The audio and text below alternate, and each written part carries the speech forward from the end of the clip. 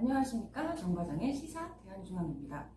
자, 기성용의 후배들이 초등학교 시절 기성용 선수에게 성폭행 당했다고 주장을 했었죠. 근데 이거에 대해서 이제 양측에 다 변호사가 있었습니다. 그런데 최근에 기성용 측 변호사가 사임을 했어요. 이거 왜 사임했을까? 물론 저는 모릅니다. 모든 것은 저의 뇌피셜일 뿐입니다. 그렇지만 말씀을 드려보면, 제 지금까지 경험과 상식으로 얘기를 드려보면 변호사들이 사임하는 경우들 어떤 경우가 있냐? 일단은 사건이요, 사회적으로 너무 무리가 큰 그런 사건일 때 사임하는 경우가 있습니다. 부담을 좀 느껴서요.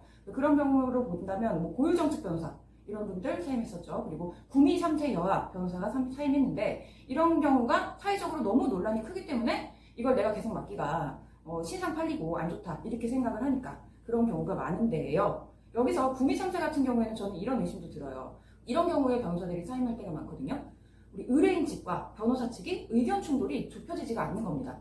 구미 3세 여아 같은 경우가 그랬겠죠. 변호사가 얘기했겠죠. 당신 자식이라는 증거 너무 명확합니다. 이건 인정하고 갑시다 라고 얘기했는데, 구미 3세 여아 친모 절대 그걸 인정할 수 없다 이렇게 주장을 했죠. 그렇기 때문에 어쩔 수 없이 계속해서 이것을 의견을 좁혀보려고 했는데 안 되니까 결국에 사임을 하지 않았을까라고 저는 추측을 하는데요. 이거랑 비슷하게 기성용 측 변호사도 이런 문제가 있지 않았을까 생각이 듭니다. 일단 기성용 측 변호사 입장에서는 아무래도 상대방을 사실적시 명예훼손으로 고소하자 이렇게 얘기를 했을 것 같습니다. 제안을 했을 것 같습니다. 그런데 왜 그러냐? 이것은요, 기성용이 했다 안 했다 이거랑 상관이 없습니다. 했든 안 했든 이거랑 상관없이 10몇 년 전의 일입니다. 근데 그 일에 대해서 증거 남은 거 하나도 없죠. 그렇다면 허위사실 입증할 수가 없어요. 그렇게 되면 어떻게 되냐?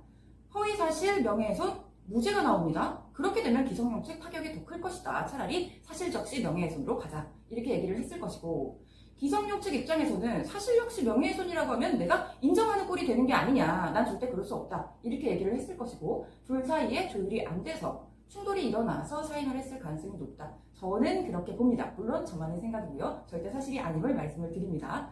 그런데 여기서 그 피해를 주장하는 측의 변호사가, 기성용 측 변호사가 자신을 찾아와서 죄송하다고 머리를 조아리며 몇 번이나 사과를 했다 이런 얘기를 했거든요. 그런데 이것이 사실인지 여부는 알 수가 없습니다. 왜냐하면 기성용 측 변호사는 그런 사실에 대해서 전혀 얘기를 한 바가 없고 자기는 그냥 건강상의 문제로 사임한다 이렇게 밝혔거든요. 그렇다면 이거에 대해서 만약에 사실이 아닌데 그쪽 변호사가 나한테 와서 사과했다 이런 얘기를 마구 퍼뜨렸다면 이거에 대해서는 허위사실에 대한 명예훼손, 이것도 저는 가능하다고 봅니다. 앞으로 어떻게 될지는 더욱더 지켜봐야 될 것으로 보입니다.